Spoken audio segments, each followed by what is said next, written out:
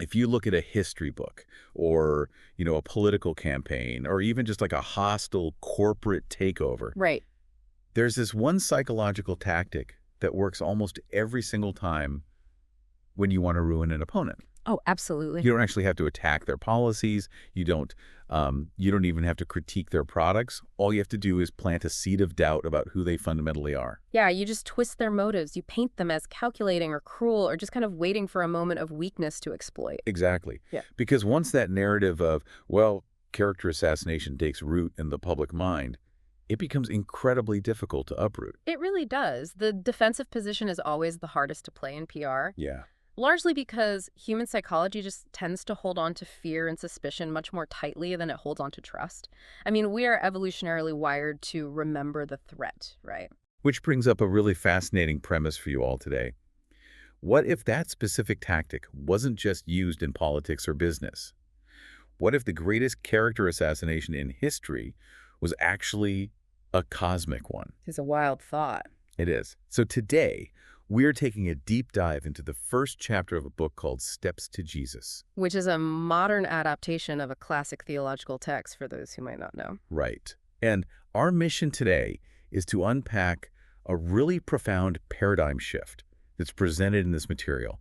We're going to explore how the author constructs an argument that humanity has basically been sold a massive foundational lie about the character of the divine. Yeah, and how the entire historical mission of Jesus is framed essentially as a cosmic correction of that exact misunderstanding. It's super intriguing. And regardless of your personal background, Yeah. what makes this framework so compelling is that it offers this really intricate look at the architecture of divine love.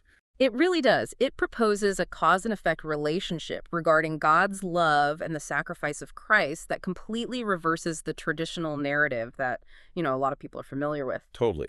But to understand that reversal, we have to start where the author starts. Makes sense. So before addressing the grand misunderstanding, the chapter establishes a baseline for how this divine character is actually communicated to humanity in the first place. Right, the two lenses. Exactly.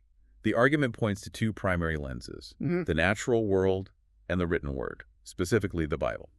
And the treatment of nature here is quite deliberate. I mean, the author doesn't view the natural world as just some passive, neutral backdrop to human history. No, not at all. Instead, it is presented as active, ongoing evidence of benevolence. The chapter points to the sunshine, the rain, the hills, the seas. But it moves beyond just those grand sweeping vistas, right? Right. It focuses on the granular daily details of provision. There is a specific, highly poetic assertion made early on that really captures the essence of this baseline. It notes that flowers grow on the weeds and roses cover the thorns. Okay, I'm so glad you brought up the thorns, because this is where I find myself pushing back a little bit. Oh. Yeah, I'm trying to wrap my head around this, because the chapter explicitly acknowledges the presence of thorns, weeds, and decay. It does, yeah. It even references the Genesis account where the ground is cursed, bringing forth those very weeds for the good of human beings. Right, for their good. But how? How does the overarching framework justify trials and friction and literal weeds as an expression of love? Because on a surface level, that feels entirely counterintuitive, Yeah. if not just, contradictory. It absolutely feels counterintuitive if you are operating under the assumption that love just equals a life devoid of challenges. Right, like a protective bubble. Exactly. But the author is painting a much more complex picture of, well, essentially developmental psychology. The framework posits that when humanity deviated from its original design, what the book calls the law of love, it brought systemic ruin. Okay. So the ensuing troubles, the friction, the sheer work required to survive, all of that was permitted as necessary interventions.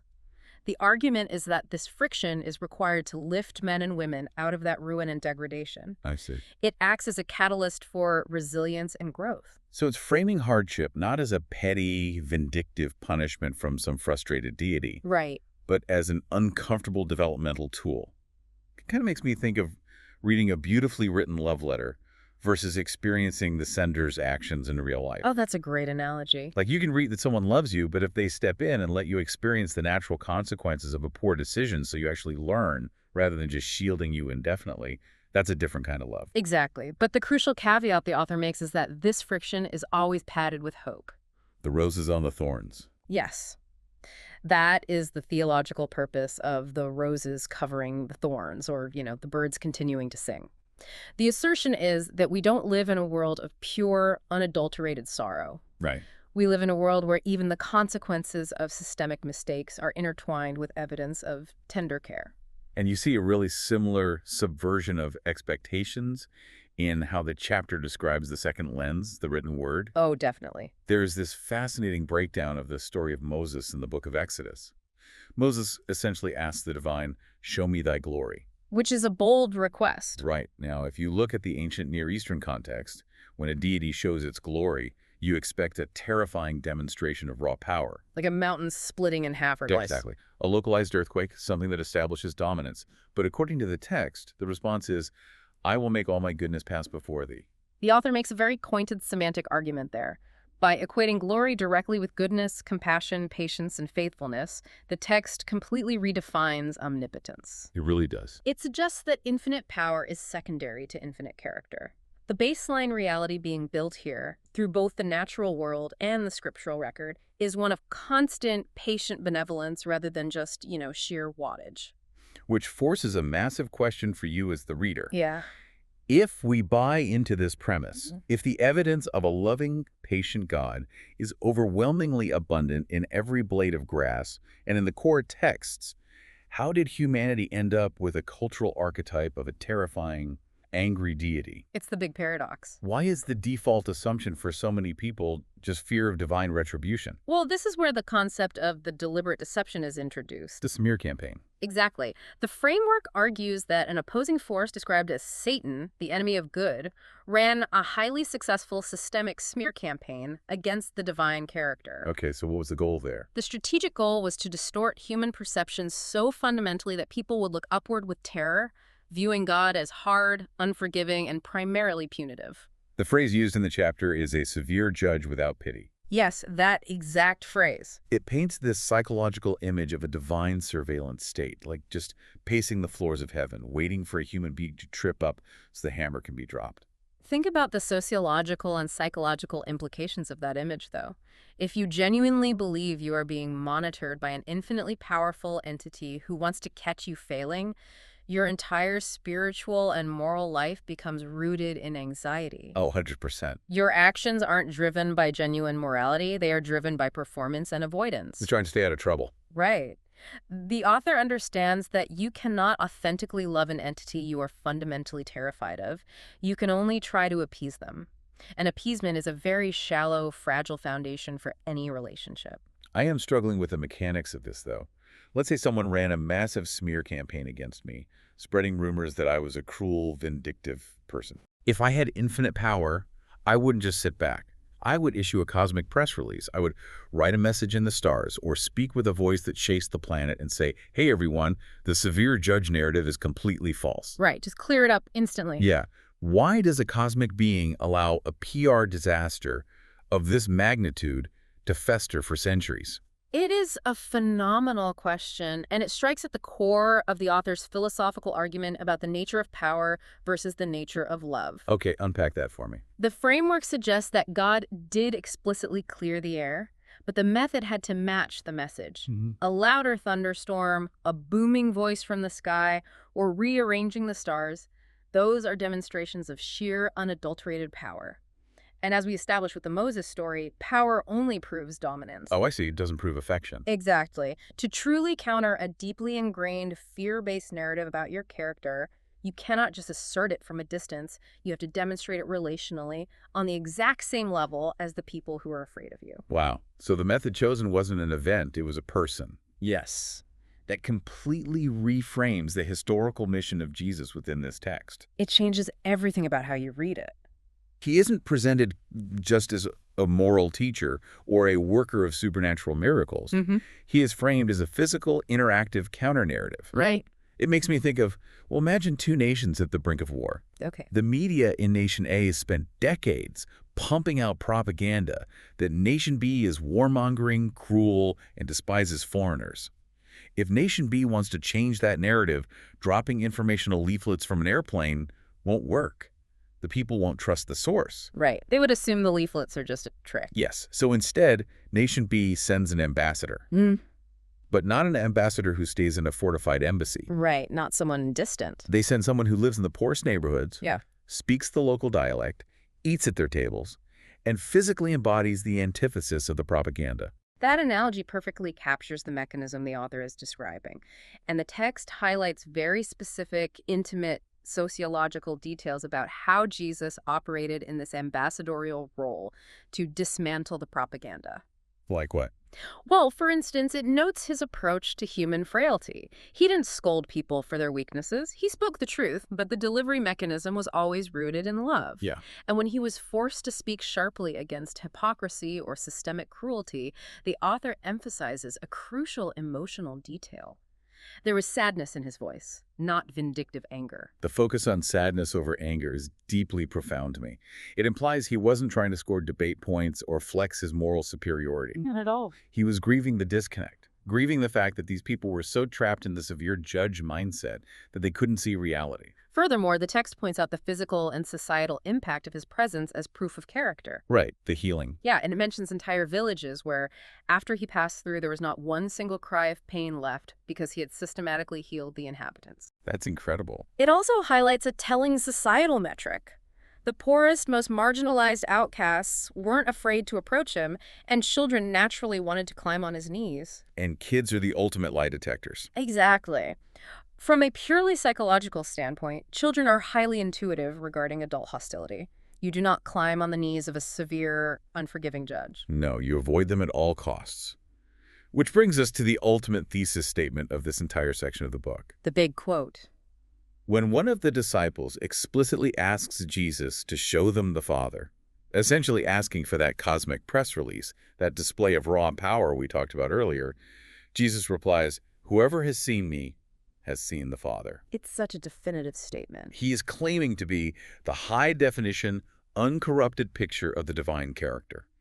Not a representative arguing a case, but the actual embodiment of the client. Which systematically, piece by piece, dismantles the smear campaign. The author describes Jesus looking at the very city that was destined to reject him, and instead of experiencing the bruised ego and wrath we would expect, he felt tender pity. Wow. He viewed all human beings as fundamentally precious. The argument made here is that this lived experience proves that the rivers of heavenly love flow directly from the heart of the divine to humanity. Jesus was, as the text states, God appeared in human form, specifically to shatter the illusion of the severe judge. Okay, so we have the problem established, a smear campaign causing paralyzing fear. We have the solution, a lived human life demonstrating unconditional relational love. Right. But this is where the material shifts from a fascinating historical analysis into what I would call a massive theological disruption. Oh, this is the core of it. Because if the life of Jesus was the living proof of divine love, his death, the crucifixion, is presented as the ultimate culmination of it. Yet the author argues that humanity has managed to deeply misunderstand even this act. It is the crux of the chapter's paradigm shift. The text confronts the typical, almost transactional religious narrative that many people internalize. Right. The common cultural understanding is the idea that God only loves humanity because Jesus stepped in to take a punishment. Right, the idea of appeasement we discussed earlier. The assumption is God was angry, a quota of wrath had to be met, Jesus took the hit, and so now, finally, God can tolerate looking at us. Like a legal loophole. Exactly, it's a legal loophole. Right. But the author performs a radical reversal of this cause and effect relationship. This was arguably the biggest aha moment in the material for me. How does the text reframe the mechanics of the sacrifice? It hinges on a single paradigm-shattering assertion. The author writes, and this is a direct quote, "The Son of God did not give his life to make his Father love us. The Father loves us not because Christ died for us. He gave his Son to die because he loved us." The implications of that are staggering. It is a complete inversion of the popular transactional model. The argument posits that Christ's sacrifice is the conduit of God's pre-existing love, not the cause of it. That completely flips the script. The text doesn't shy away from the agonizing pain of Gethsemane or the cross, either. The terrible, crushing weight of separation that caused Jesus to cry out about being abandoned. Right, doesn't minimize the cost. It acknowledges that this broke his heart. But, crucially, the author insists that God suffered with his Son in that moment. It was not an angry deity punishing an innocent third party to satisfy a legalistic demand for blood. Wow. It was the divine itself, through Christ, absorbing the cost because the infinite love was already established. I'm trying to visualize the emotional difference here for you, the listener. If you were to actually internalize this shift, It's a huge shift. imagine you are in an insurmountable amount of financial debt to a massive, faceless institution. Okay. If a wealthy stranger swoops in and pays off your debt so the ruthless bank won't throw you in prison, you are obviously incredibly grateful to the stranger. Of course. But your perception of the bank hasn't changed at all. You still fear the bank. You still view it as a cold, punitive entity. Yes, and that is how many people historically view the dynamic between Jesus and God. Right. But the author is suggesting a totally different scenario. It's as if the owner of the bank themselves stepped out from behind the mahogany desk, liquidated their own personal assets, and paid your debt directly, enduring massive personal ruin to do so. Just because they desperately wanted a relationship with you. Exactly. In that second scenario, your entire psychological perception of the bank owner is permanently transformed. The fear is entirely eradicated by the sheer weight of the affection. That captures the emotional architecture of the argument perfectly. And when we connect this to the broader philosophical implications, the author explains how this reality elevates human value to a degree that is almost uncomfortable to process. How so?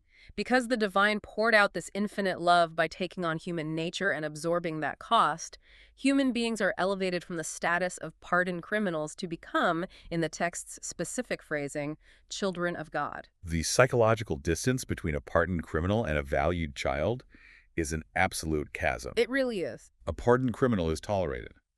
A child is desired. And that is the exact shift the text wants to provoke. The author states that contemplating the sheer magnitude of this sacrifice should naturally produce deep humility, given the cost. Sure. But simultaneously, it is designed to make human beings feel incredibly intrinsically valued. The text describes this divine love and pity as being far greater than the sympathy a mother has for a profoundly disobedient child. That's a high bar. It places a metric of worth on the individual human life that defies standard logic. Let's synthesize the journey this text has taken us on today. We started with the physical evidence, the concept that nature itself, through the daily provision of the roses on the thorns, alongside the written declarations of the ancient texts, establishes a baseline of a benevolent universe. Right. Then we explored the psychological hijacking of that reality, a cosmic smear campaign designed to convince humanity that the divine was a severe, punitive judge, locking us into a cycle of fear and appeasement. Which logically necessitated the physical, historical mission of an ambassador. Exactly. A mission not just to disseminate new theological data, but to serve as a living, breathing counter-narrative. Yeah. To prove through lived experience, through healing, through patience, through a profound lack of vindictive anger, that the true character behind the universe is rooted in tender pity. And finally, we arrived at the profound subversion of the cross itself. The realization that divine love predates the sacrifice. The love necessitated the cross. It was not generated by it. Exactly. Whether you are analyzing this text from a deeply theological background, approaching it as a historical artifact, or exploring it as a philosophical treatise on the nature of love, the core takeaway is a radical reframing of human self-worth. It's a masterclass in shifting a foundational narrative. It really is. Understanding the immense psychological power of moving away from terror and toward unconditional pre-existing acceptance. You know, as we conclude our analysis of this chapter, there is one final, almost staggering detail the author presents that warrants deep contemplation long after we wrap up here. Oh. When discussing the permanent aftermath of this historical mission, the text makes an ontological claim about the nature of the divine. It states that Jesus, returning to his origin, will forever be joined to the human race and will forever be one with the race he has saved. The use of the word forever there implies a permanent alteration. It implies an eternal consequence. The argument is that he didn't just put on a human suit for 33 years, accomplish the mission, and then shed that humanity upon returning to the divine realm. Oh, wow. The author asserts that the divine actually underwent a permanent, irreversible change. The text claims he retains human form as an everlasting physical monument to this infinite love.